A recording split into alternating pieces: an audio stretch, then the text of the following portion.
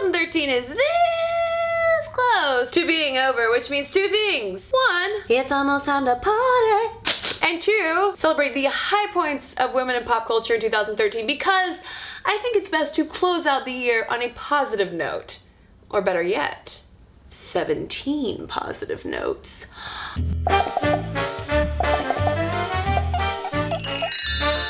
The award for Best Award Show Hosting in 2013 most certainly goes to Tina Fey and Amy Poehler for their bang-up job at the Golden Globes. The very first two women to host it together, they did so well that they're hosting it again in 2014 and, wait for it, 2015. Take that, Seth MacFarlane. You have to hand it to Miley Cyrus. Whether you loved or loathed her VMA performance, she certainly got a conversation going about appropriate and inappropriate displays of female sexuality. And speaking of Miley Cyrus, we gotta give props to Lily Allen's video for Hard Out There, which was in many ways a response to the commentary created by Miley Cyrus. Lily Allen, you also got a conversation started, not all of which were favorable. It's good for us to be talking about these things, right? Number 4 on our list is the stunning star of Scandal, Kerry Washington. This year, Washington became the very first African-American woman who was nominated for Outstanding Lead Actress in a Drama at the Emmy Awards. She did not win, but nevertheless, it was a historic nomination. One video you may have seen, and if you haven't, you definitely should,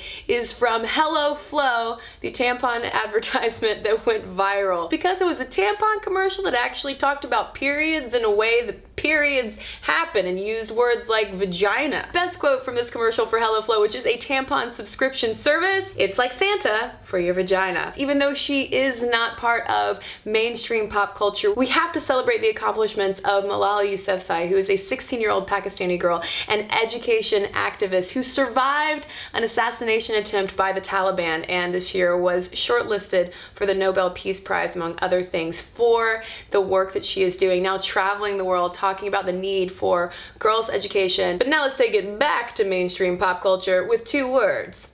Hunger Games. Isn't it refreshing to see an action film, A, starring a woman, B, where she's saving the guy, and C, she isn't necessarily in love with him? No hard feelings, Peter. And not only was Jennifer Lawrence a delight to watch as Katniss Everdeen, she was just a delight throughout the year, saying awesome things. Speaking to Elle magazine, Jennifer Lawrence said, quote, "I'm never gonna starve myself for a part. I don't want little girls to be like, oh, I wanna look like Katniss, so I'm gonna skip dinner." Speaking of Jennifer Lawrence, she was one of the many women in Hollywood, including Anne Hathaway, Pamela Anderson, even Beyonce very briefly, who jumped on my favorite hair trend of the year, the pixie cut. Long hair is so tied up with our constructs of what appropriate femininity looks like.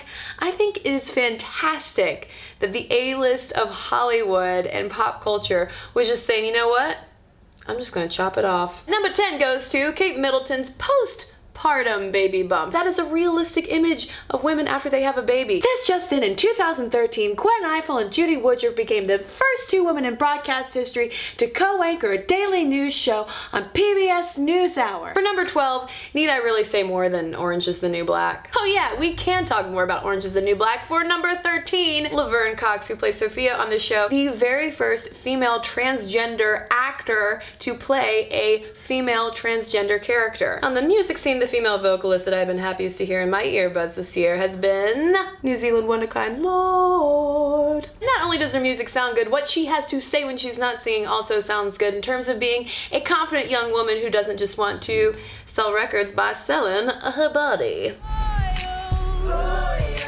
In terms of women in Hollywood, we gotta talk about Sandra Bullock, who not only made box office records in her female buddy cop, The Heat, which defied expectations. How are 2 women gonna star in a police buddy cop together? People won't go see it. Psych, they will. But also her thriller Gravity was so successful at the box office. When I was an astronaut for Halloween, everyone just thought I was being Sandra Bullock from Gravity. Second to last on the list, we have Saturday Night Live. They were actually not being awesome and are now trying to be awesome yet again by finding their very first black female cast member. And last, because she's the most amazing and won 2013, is Beyonce. The Super Bowl cover of Ms. Magazine, called herself a feminist. Secret album drop that broke sales records for records dropping, whether secret or not. Don't forget who runs the world. Girls. So those are the highlights that I rounded up. I want this to be as big of a list as possible, so please fill in any gaps that I left in the comments. Happy New Year's, everybody. Here's to a bigger, brighter, and womantastic 2014.